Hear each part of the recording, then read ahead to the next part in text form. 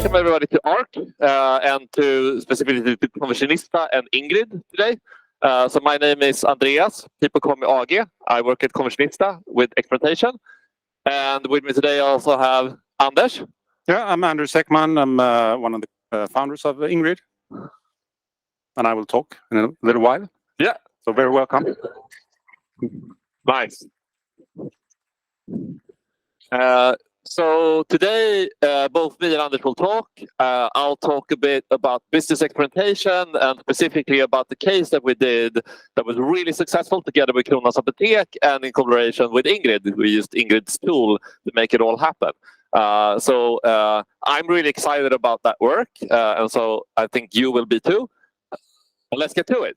But just before we get into that, I'll just get the context of where we are, right? So you're in some big office, maybe the Conversionista office or Ingrid office. What is it?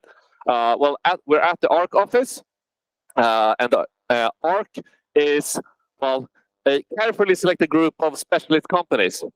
For me, working here, what that means is that I get to work with a bunch of different competencies, really ambitious, brilliant people from everything ranging from strategy and management consultant to visual designers and brand designers. And this it's a really cool place to be. We're a bunch of different companies. I'm not going to present all of them, but we're up to 16 companies now, 1,200 people in total if you count all of the offices in the Netherlands, Norway, and Sweden. And we do everything from strategy and change all the way over to data and technology. And I guess I'm somewhere in between data and technology and sales and performance working with experimentation. And what all of this is supposed to do, what ARC is trying to do with all of these brilliant people, is to make our clients benchmarks of their industries. That's the ambition. Now, specifically, Conversionista is the company where I'm working. We've been around since 2010. So, yeah, a little bit over 13 years now, working mainly with experimentation and, well, specifically with CRO, and that's where it all started off, being called CRO, and we're moving more towards the term experimentation. Yeah, #1 in growth and experimentation in the Nordics. And that's where I'm working. So very shortly about me, I'm an experimentation expert, working as a consultant at Conversionista, A/B test related stuff, and some of the things that I do are things that you'll see in just the coming slides now. So try to do like a really catchy title, but this is actually what I'll talk about. How to hack profitability through using experimentation.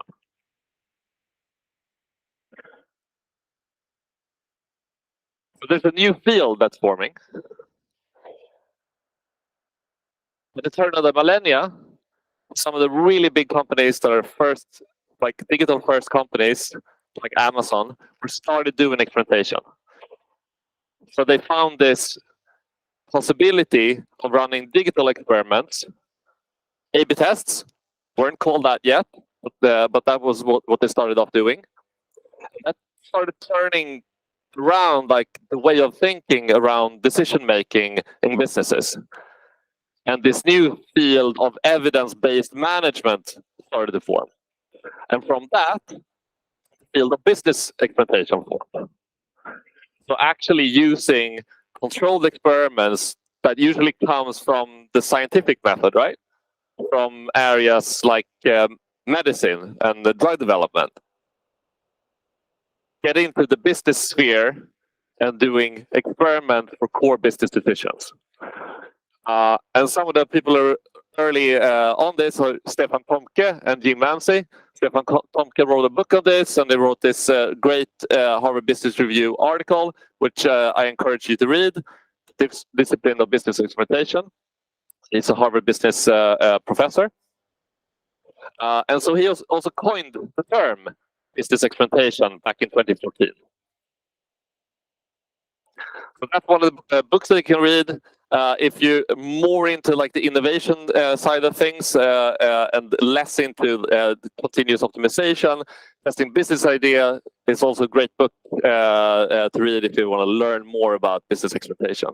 So I think these are a couple like the first two books really in this field. But there's more and more stuff coming. But I can definitely see how this is growing and becoming something bigger. So on to case. So I'm going to tell you how we increased Kronans Apotek's net profit by 11% in one blow. I'm going to tell you how we did it and why you could do it too. Short background about Kronans Apotek. They're an offline and online pharmacy. Of course, the focus now for this specific case is the online part. For online orders, they offer a variety of different delivery options as well as pickup in store. So context of Conversionista and Ingrid, we're going to talk about delivery options. Some facts to have with us when we start to get into this case. Most of the business does not come from prescription drugs or prescription products. It's mainly like creams and beauty products. Right? There's been a significant effort put into having delivery methods that the customers want. And part of making that happen and making that happen in a smooth way is by using Ingrid's services to make sure that they can deliver a bunch of different delivery options. There is significant cost from paying delivery companies for each single delivery, meaning that is eating out of the profitability. You can probably recognize this scenario if you're here as a e-merchant. There are a large number of orders then, for that reason, that are net negative. Meaning that the revenue that you get from products, the stuff that's left, the margin of those products, is less than the cost of the delivery. Super clear? So that means like the customer actually buying something from Kronans Apotek will be net negative. That order place means they're taking away money. They're taking away revenue from Kronans Apotek. Okay? Background facts. So we have been working for Kronans Apotek for quite a while. We knew about this problem. And we did a bunch of different CRO best practices type of research. We did surveys, funnel analysis, and some analysis. Now, the main way of trying to optimize the pricing of the delivery options was this competitor analysis. So the department at Kronans Apotek that would specifically look at what price should we have for PostNord, what price should we have for Instabox, what should be the free delivery limit that we should have for all of these options. That would be done mainly by looking at the market, what are other competitors doing, and then swiftly adapting to match the best offer. And then they would measure that against average order value and against conversion rate. Okay, so when we started looking at this, we could see some problems in doing that. And there are details in the background that are hard to assess with average order value and conversion rate. And details that are hard to assess by doing competitor analysis or even doing quantitative analysis or doing survey analysis where you try to understand like what are people saying about our options. So we did a bunch of experiments, small experiments, to try to explore this. So one of the things that we did was to remove free delivery, just for a really short period of time. So Kronans Apotek always had at least one option being always free. So we completely removed that for a couple of days, just to see what happens if you now have to pay for delivery for any order that you make, no matter the order value. When we could see conversion rate drop quite a lot, obviously, but also average order value going up. So there's something interesting behind it, behind the scenes here, that we want to explore further. Then we did something called signal testing, where we tried out a bunch of different combinations of free delivery option, free delivery limit, and different pricing levels for one of the delivery options. And doing that, we saw some indication of really big impact. So changing these parameters have a really big impact. So now the question starts to form, like, is there a sweet spot that we can find? And also, these experiments actually contradicted surveys. So the results from these experiments, these early experiments, contradicted what people said. People would say that I'm not going to pay more for delivery, or I'm only going to pay this much for delivery, but then that doesn't match with reality. Okay, so the question then, is there a perfect recipe? Can we mix and match this to make something great? So these are the parameters that we had on our table, and we had to make some type of decision, like what are the things that we want to focus at? So we can change which delivery options to show. We can change in what order they are shown. We can change what free delivery limit they should have, and we can change the price of the delivery option. Now, Kronans Apotek, again, they're using Ingrid. So all of these parameters are actually really easy to change. And since Ingrid has an A/B test feature, we can test anything. So we had to just make the decision on, like, what are the most important things that we want to test. So going then back to Kronans Apotek's goals, and asking them more explicitly, like, what are we trying to achieve here? So they wanted to start charging for delivery because of this profitability issue, the net negative orders. And they also wanted to increase the share of green delivery. Okay, so neither average order value nor conversion rate, which were the primary metrics they were looking at before, really cut it for us. Sorry, we need to measure something different. These goals were then transformed to other metrics: net profit, revenue, and share of green delivery. So these are the metrics that we'll be looking at for the experiment. So this is what we'll take in mind for experiment design.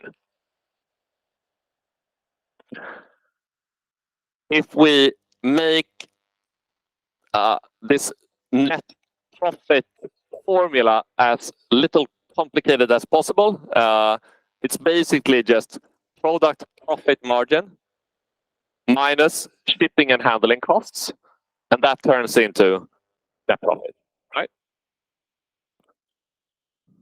So these are not typically the types of data points that you would have in, let's say, Google Analytics, common tool for doing web analysis, and a common tool in the sphere of doing A/B testing, right?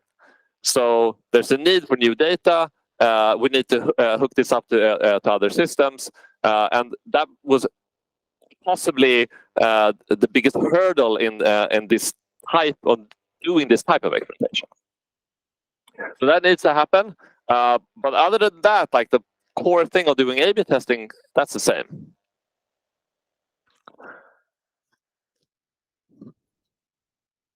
So what to experiment on that? So this previous analysis, and looking at all of these things together, we made the decision that these are the parameters that we want to test. We want to really boil it down to the smallest interesting hypothesis that we can test.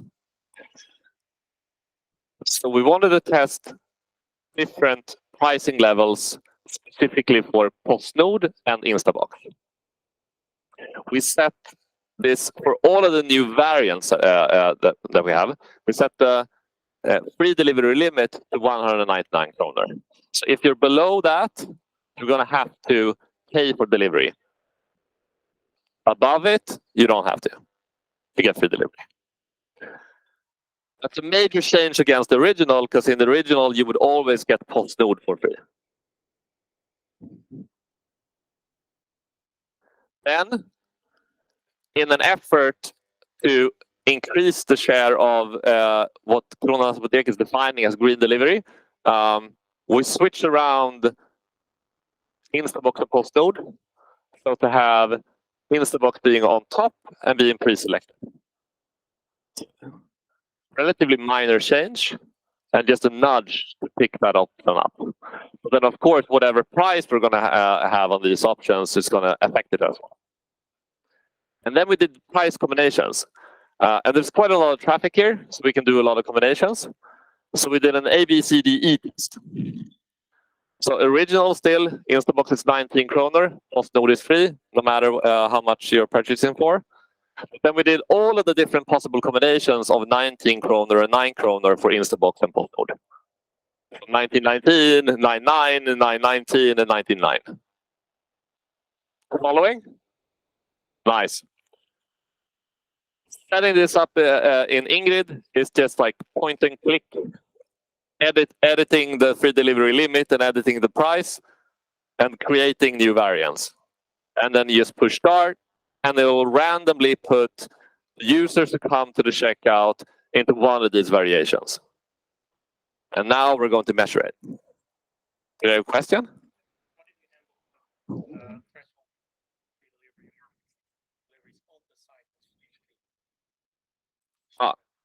Yeah, right. So that's a good question. We actually removed all of the messaging about free delivery before running the experiment. Yeah, we couldn't be 100% sure that it had been removed at like every channel and every email, but like on all of the site that was removed, even for the original. Yeah. And so we waited for the predetermined test length, as you should do, calculate beforehand, let the experiment run, and wait for the results. Then came the results, and this variant stood out. It really stood out.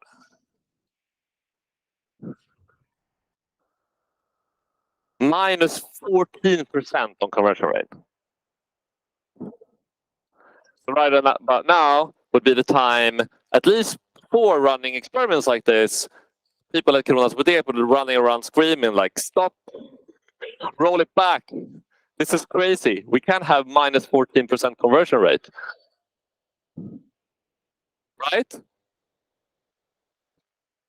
But we were moving away from those metrics, right? We're testing another metric as a primary metric in this experiment. Not even average order value, but net profit. So what this also did, looking into the details of this, is that it removed 3 orders, 74% of the net negative orders. So looking at all of the net negative orders, they're now down to just 1/4 of what they used to be. So putting these two numbers together, you can understand kind of like what's happening here. We're seeing a negative conversion rate because we're removing net negative orders. But that was actually kind of the point, right? So what's the actual result then? An 11% increase in net profit. That's where you should go, kind of like, wow, or what?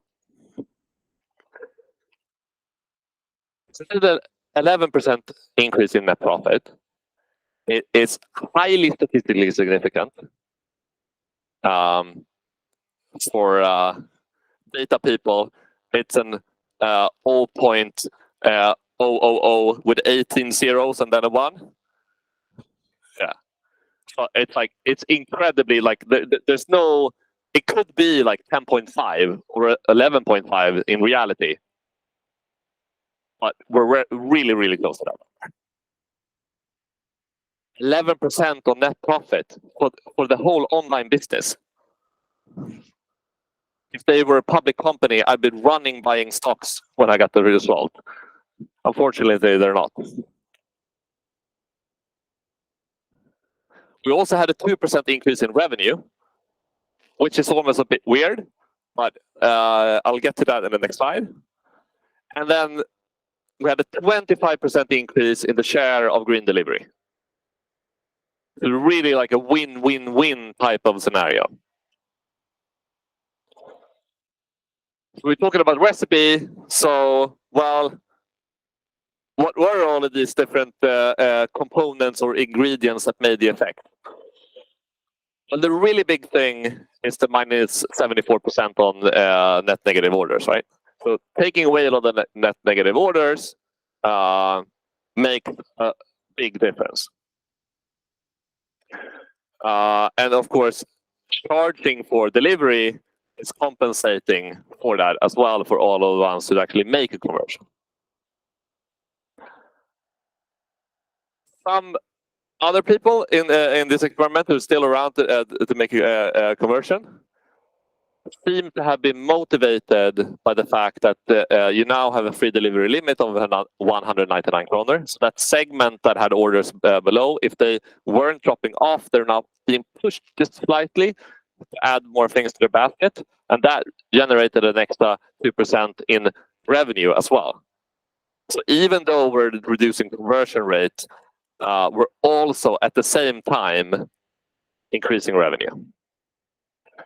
And then this nudging with the Instabox worked. So pre-selecting and price incentivizing to choose that the delivery option worked out, and got a 25% increase in green delivery.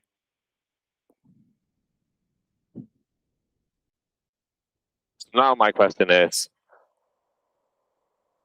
could you do this without an experiment? And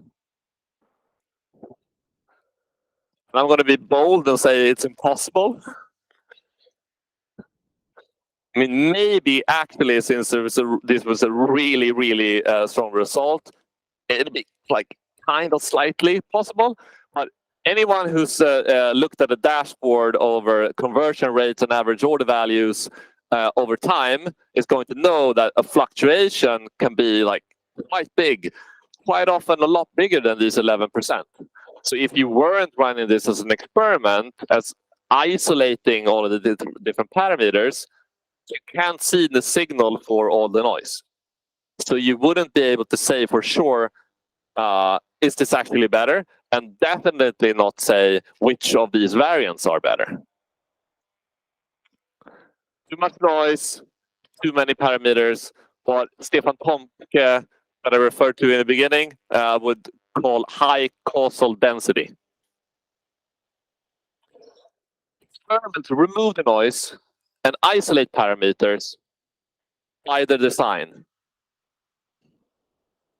By doing randomization, we can make that happen. And by using an A/B test tool integrated into Ingrid, for example, as a way of doing that.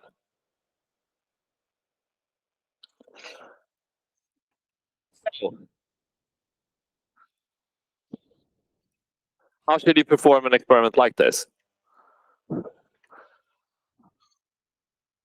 I'd say I'll summarize it into 10 steps that you should follow to make it go all the way through and make it actually happen. So first, you want to define the business problem, know what you actually want to get to. Then you want to find the right KPIs to measure whatever change you have towards that business problem.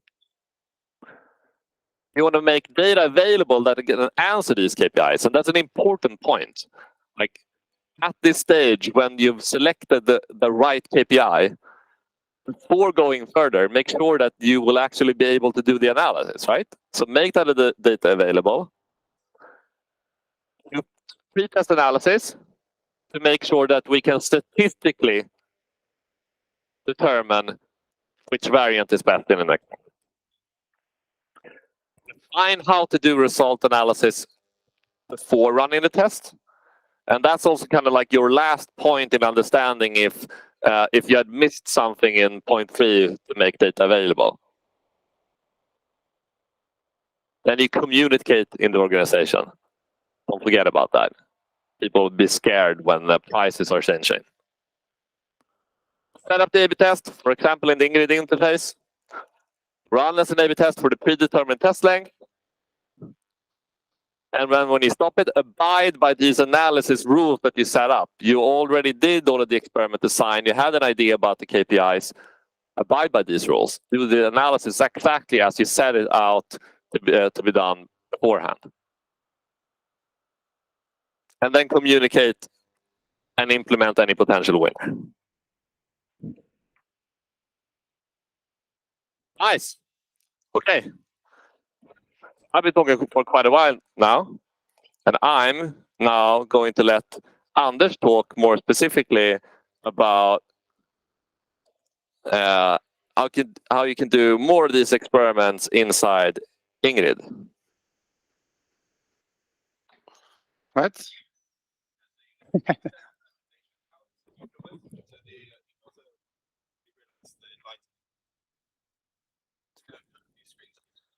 All right. All right. Thanks. We didn't anticipate sun. Seems to work. Yeah. Yeah. Oh. Yeah. Thank you. Okay. Oh, thank you.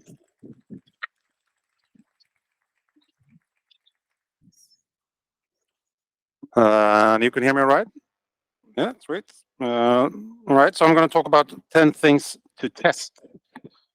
Am I with this one? Oh, okay. I should have tested it. Yeah. Yeah, I'm one of the founders of Ingrid. I work with business development. I have a background as an entrepreneur for a long time.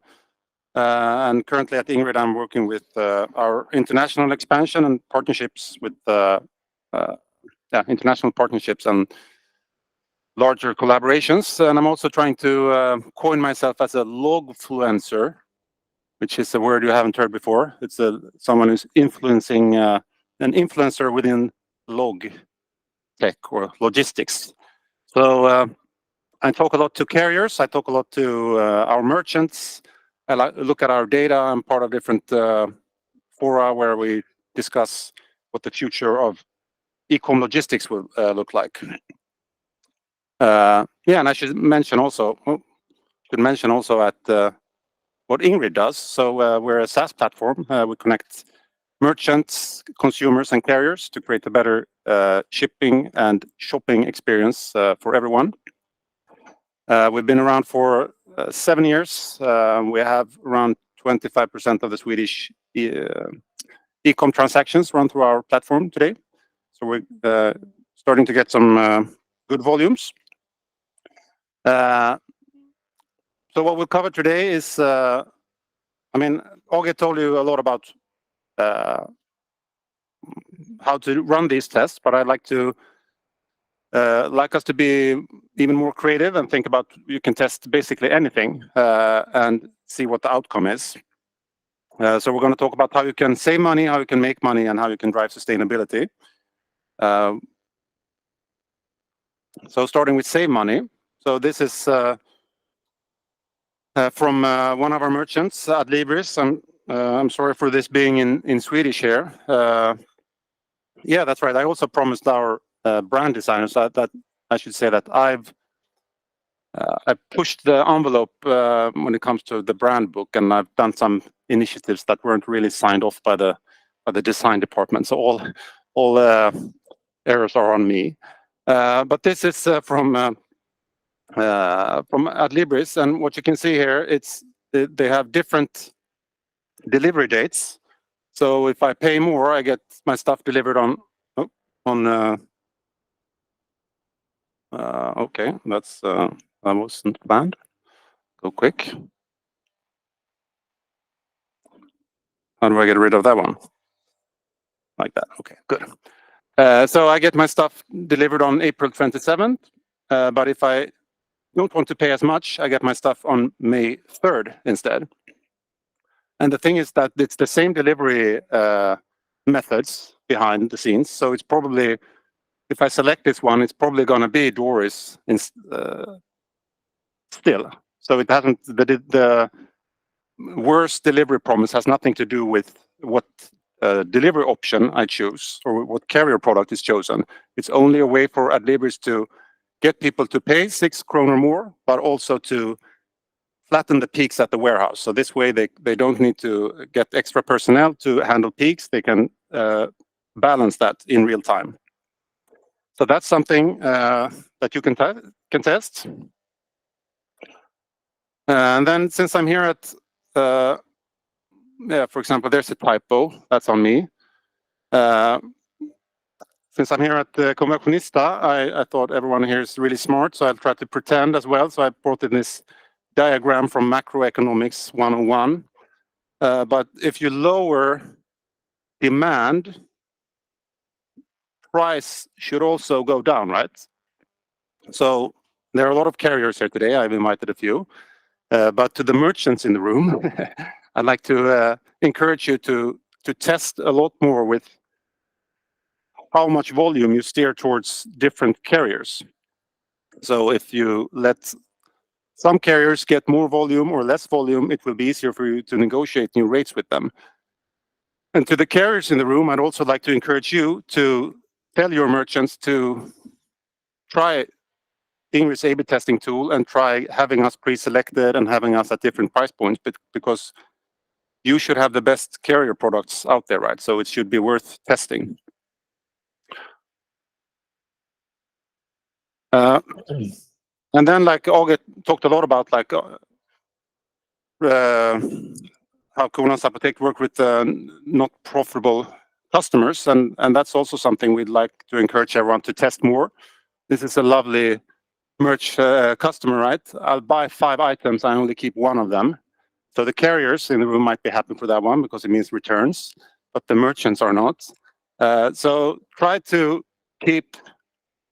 I mean, it's possible to set that if you buy, for example, 3 shoes with 3 different sizes, then you're quite likely to return 2 of them. So maybe then we should introduce a return cost in the checkout already. So you try to make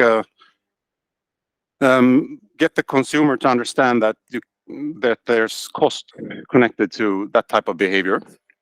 And again, all of these things that I'm saying now, it's possible to test them. So some consumers might not get this extra charge, and some might, and see how that impacts overall profitability. That was saving money. And you can approach profitability from another angle, and that's making money. So I like memes, so I wanted to include this one.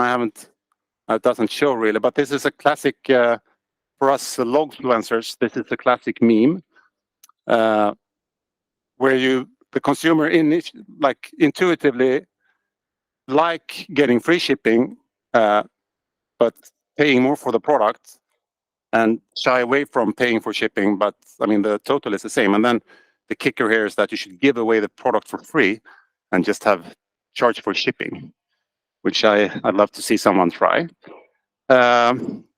Anyway, what I'm trying to get to is that you shouldn't give away the delivery for free. There's some really, I think there are a lot of ideas in the e-commerce community that you should always have one free shipping alternative, or that we should have shipping should only cost this much. So I'd like to challenge that conception and try it. Set up A/B tests, see what you can do with your delivery costs, because it's also a lot of money on the table that you're giving away for free to consumers at the moment. And for example, we see in our data that getting delivery to your door with traditional like Volbe with PostNord or Early Bird is what might be most preferred. but that is usually what you give away for free, because that's the cheapest alternative. So you think, okay, I need to have one alternative that is free, so I'm giving away the cheapest one. Instead, you should maybe give away delivery to pickup location for free, and you should charge the most for delivery to your door with Volbev or something similar. So try those things and think. I mean, the point of August's presentation was that use the data and look at what the data says. Don't use like customer service and gut feeling. Yeah, so I included something from ChatGPT too. You can see here when I ask, I always try to be very polite and friendly when I talk to the computer.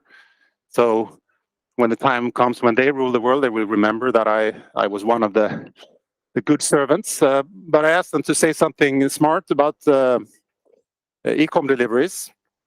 And it says mentioned A/B testing, of course. But what the point is here, just to try to raise the average order value, try with different free shipping limits, and also don't have one free shipping limit. You have premium shipping or delivery options. So e-boxen is here. Maybe you should have that. Maybe that one should be free delivery if you shop for 800 kronor, and then you should have another alternative that's free if you shop for 600 kronor. So you can, because a lot of brands work with branding, and a lot of delivery options are perceived as more premium, and make the consumers shop more if they want to get that for free. Another doesn't show that well, but this is an interesting idea. It's actually August's idea from the beginning, that if you have products with higher profit margins, then you should maybe give delivery. You should have lower cost of delivery for those products, because you make more money if you sell one of those products. So get really granular, get down into the details, and say that products with high profit margins should have lower cost of delivery, so you sell more of those. Yeah, this is one of the pictures the design team didn't like. It's a stock photo image of a loyal customer. But try that. A lot of you have loyalty programs running on your sites. They should have lower cost of delivery or stuff like that. So again, test it. I don't know what the result will be. And then finally, sustainability. So we know that about 70 to 80% of the, if you're pre-selected, that means that you are selected as the delivery option. So if you're pre-selected in Ingrid Delivery checkout, it means that you get the delivery 70, 80% of the times.